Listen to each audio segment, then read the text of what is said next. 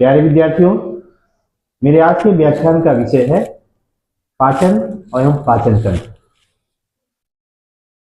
क्योंकि सिलेबस में मनुष्य का पाचन तंत्र है, इसलिए मेरा व्याख्यान मनुष्य के पाचन तंत्र पे ही केंद्रित रहेगा। तो आइए हम समझने की कोशिश करते हैं पाचन क्या है। पाचन क्रिया को इंग्लिश में डाइजेशन कहा जाता है। क्या कहा जाता है? डाइजेशन। डाइजेशन क्या है? डाइजेशन अर्थात पाचन वह क्रिया है जिसमें भोजन के जटिल, अघुलनशील एवं अविसरणशील अणुओं को उनके सरलतम रूप, घुलनशील एवं विसरण रूप में तोड़ दिया जाता है, जिसके कारण उनका छोटी आंत में अवशोषण हो जाता है। ठीक है, तो पाचन का मतलब क्या हुआ? भोजन जो हम करते हैं वो जटिल रूप में होता है। ठीक है, उस जटिल रूप को सबसे पहले सरलतम रूप में तोड़ देना, जो घुलने लायक नहीं उनको घुलनशील बना देना, और जो विसरण होकर के होने लायक नहीं उनको विसरणशील बना देना। ठीक है, यही क्रिया पाचन है। यानी जटिल अणुओं को उनके सरलतम रूप में, अघुलनशील अणुओं को घुलनशील रूप में और अविसरणशील अणुओं को उनके विसरणशील रूप में तोड़ देने की क्रिया ही क्या कहलाती है? पाचन कहलाती है। यहां तक मनुष्य में पाचन क्रिया का संबंध है, तो मनुष्य में पाचन क्रिया उसकी आहार नाल में, इसकी आहार नाल है, पूरा डायग्राम हमने ड्रा कर रखा है।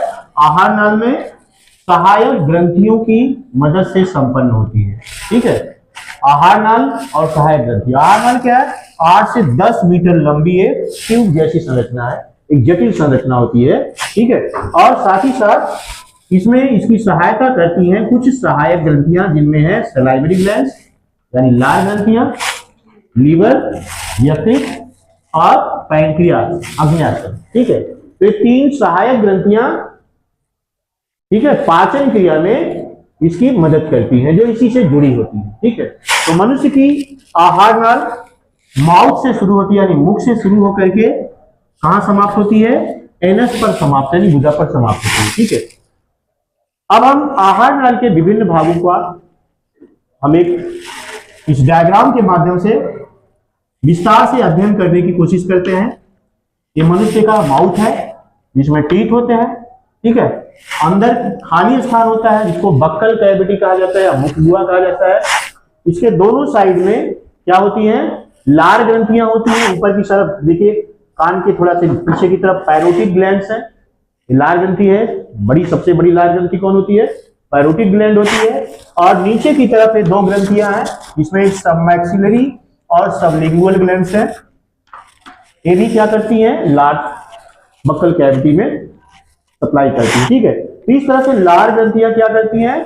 लार का श्रवण करती है, जिसमें एक महत्वपूर्ण एंजाइम टायलिन या सलाइवरी एमाइलेज होता है, जो भोजन में आए हुए कार्बोहाइड्रेट का पाचन करता है। ठीक है, तो पाचन क्रिया को चूंकि हम अपने अगले लेक्चर में विस्तार से कवर करेंगे, यहां मेरे लेक्चर का एकमात्र उद्देश्य है आपको पाचन तंत्र और उसके विभिन्न अंगों की अच्छी से जानकारी दे देना। ठीक है, तो आइए हम देखते हैं कि माउथ हो गया, ये भाग क्या है? Buccal cavity. इसके दोनों साइड में क्या है? लार ग्रंथियां है।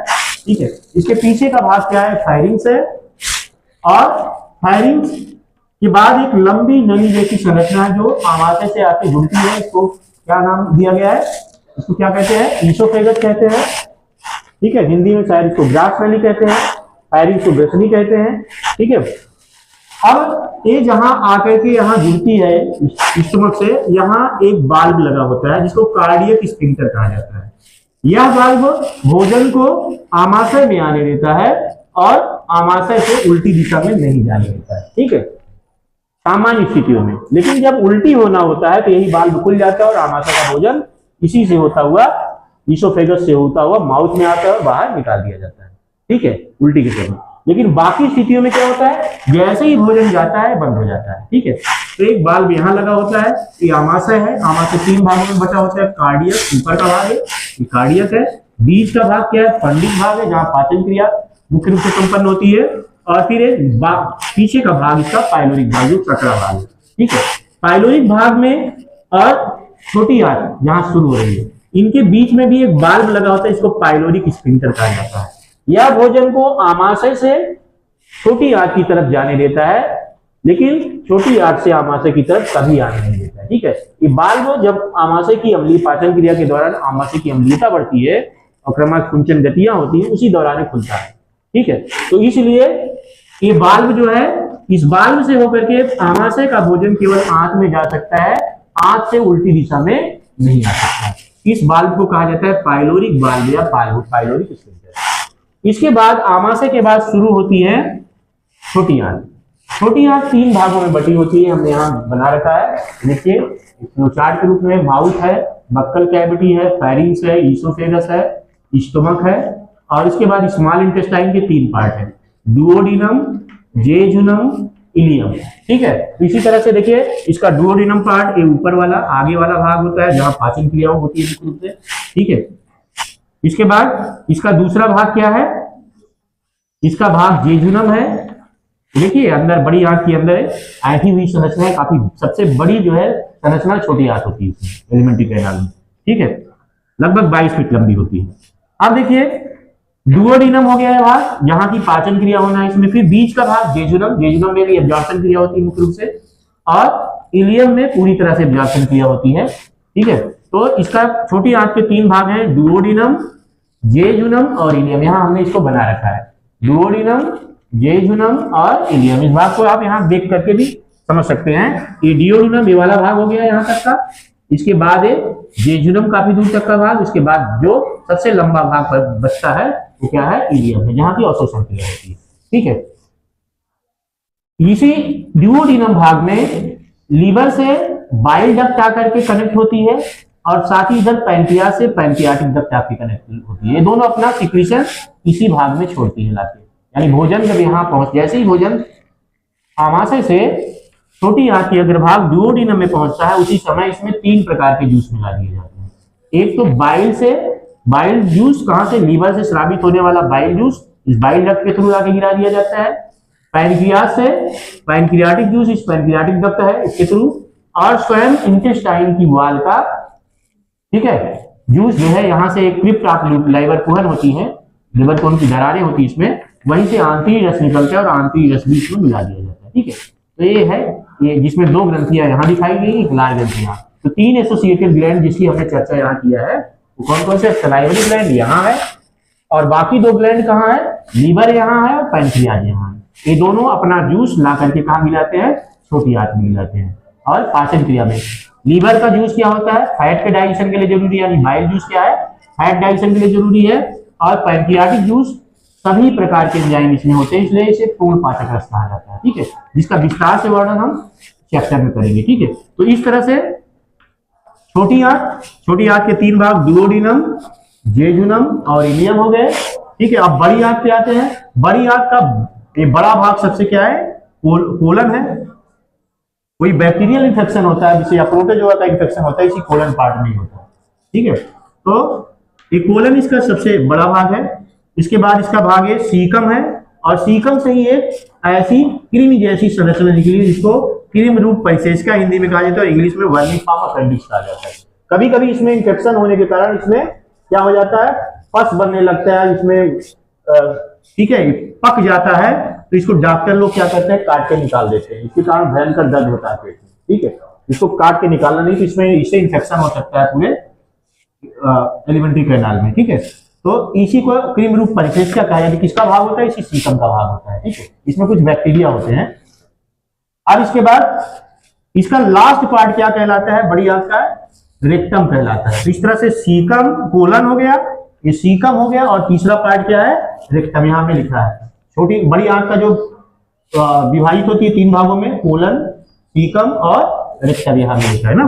तो कोलन पार्ट यहाँ है, सीकम पार्ट ए है, और इसी सीकम पार्ट का ही एक भाग है वर्मिफॉर्म अपेंडिक्स, यानी क्रीम रूप पैसेज का। ठीक है, और अंतिम भाग ये क्या है, रेक्टम है, और रेक्टम बाहर किसके द्वारा खुलता है, एनस द्वारा खुलता है।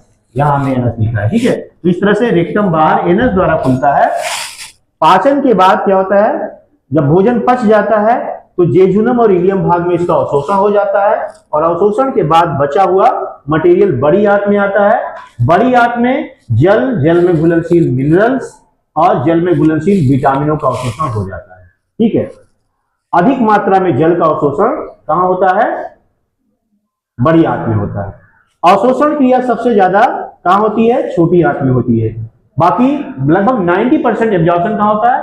छोटी आंत के जेजुनम और इलियम पार्ट में होता है। ठीक है, बाकी जो बचता है 10% जो एब्जॉर्प्शन होता है स्टमक और लार्ज इंटेस्टाइन में होता है। लार्ज इंटेस्टाइन में किसका होता है? मुख्य रूप से वाटर का एब्जॉर्प्शन ज्यादा से ज्यादा मात्रा में होता है, और वाटर में घुलनशील जो मिनरल्स है और जो विटामिन है उनका भी उसी के साथ अवशोषण हो जाता है। ठीक है, आमाशय में क्या होता है? आमाशय में जो एब्जॉर्प्शन होता है अल्कोहल का, ठीक है, कुछ मेडिसिन का, समझ लो ना, कुछ खास तरह जैसे आप दवा लेते हैं तो आमाशय से ही एब्जॉर्ब हो जाती है और इफेक्ट दिखा देती है। जो ड्रिंकर होते हैं, ड्रिंक किए और से सीधा इनसे उसका रिस्पॉन्स हो जाता है। ठीक है, तो इस तरह से कुछ चीजों का अवशोषण ही कहाँ होता है? आमाशय में होता है। बाकी मुख्य अवशोषण छोटी आंत में होता है, और जो बचा हुआ अवशोषण विशेष करके जल का अधिकतम अवशोषण कहाँ होता है? बड़ी आंत के, ठीक है, और बड़ी आंत में होता है। और उसके बाद जो बचता है, यानी जो मटेरियल था एब्जॉर्ब हो गया था, उसमें पानी ज्यादा था, पानी के एब्जॉर्ब करने के बाद जो कुछ भी बनता है वो फीकल मैटर होता है, और उसको रेक्टम में ट्रांसफर कर दिया जाता है धीरे धीरे करके। इसकी दीवार देख लो, इस तरह से खुरदरी है, जिनको हास्टा कहा जाता है। यहाँ मूवमेंट होती है, हॉस्टल मूवमेंट के कारण ये धीरे धीरे जो इसमें एब्जॉर्ब हुआ मटेरियल था जो फीकल मैटर कहलाता है, वो धीरे धीरे आकर के इसमें रेक्टम में स्टोर होता है और यहाँ से बाहर निकाल दिया जाता है एनएस द्वारा। तो ये था मनुष्य का डाइजेस्टिव सिस्टम। मैं समझता हूं कि मेरी सिलेक्शन ने आपका कॉन्सेप्ट क्लियर कर दिया होगा। और रही बात डाइजेशन प्रक्रिया की, इसको हम विस्तार से अपने अगले लेक्चर में कवर करेंगे। तो मैं समझता हूं इतना मेरा लेक्चर पर्याप्त है।